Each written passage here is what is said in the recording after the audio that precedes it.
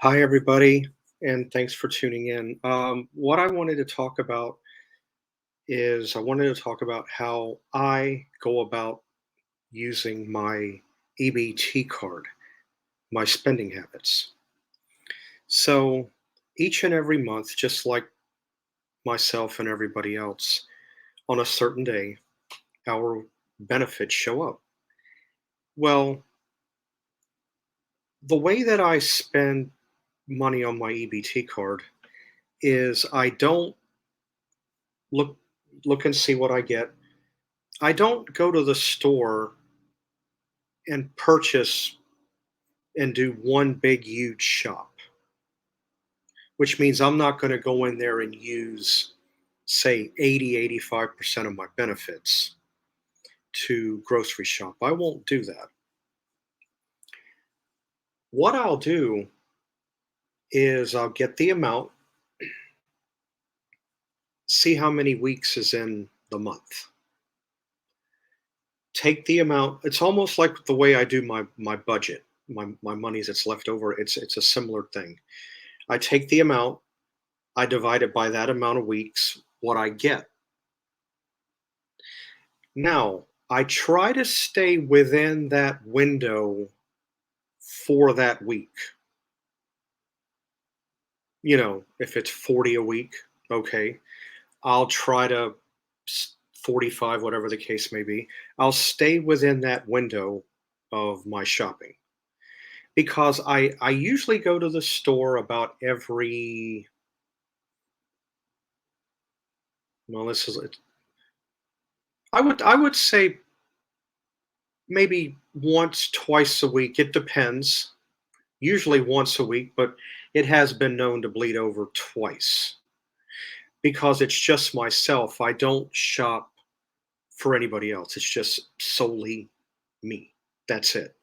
So um, I'll go to the store on an average 1 to 2 times a week, but I'll stay within that amount, 40, $45. Well, that's going to vary. That could be higher for some if you have a large family, because as you have more than one family member, they will give you a larger amount of benefit. In addition, back in October, um, the benefit amount went up. So everybody's getting a little bit more than what they were. So definitely use that strategy. Take however how many amount of weeks is in the month, but that can vary. Again, everybody's benefit date is different. Not everybody gets their benefits at the beginning. Sometimes it's the second week, sometimes it can be middle of the month. So you got to factor that in and then work around it. If it's the middle of the month, I would say go from, let's say it's the 12th. I would go from November the 12th to December the 12th. Make sure you do it in 1 month increments and then work within that number per week. And that's how I go about spending my EBT. And it seems to work very well. Sometimes I have been known to carry over just a little bit, an extra $10, $15.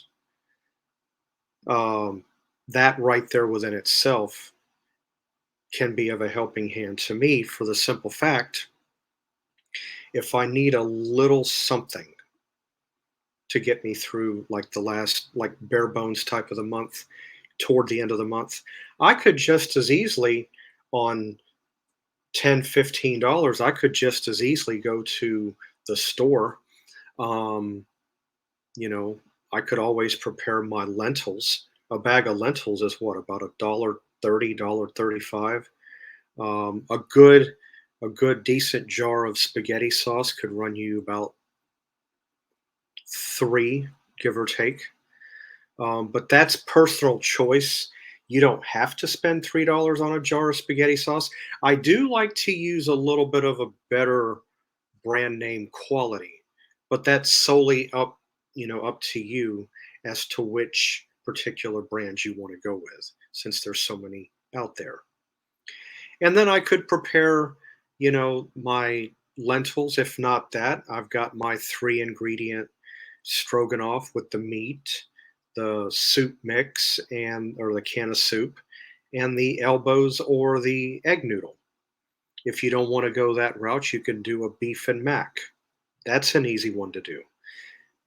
Especially when you get down toward the bare bones time of the month and you don't really have a whole lot to go on and you're still waiting for your benefit amount to show up in the upcoming month. But that's how I go about doing it. Just thought I'd go ahead and share that with all of you. Anyway, I want to thank each and every one of you for tuning in. I really appreciate it. And I'll see you guys back here next time.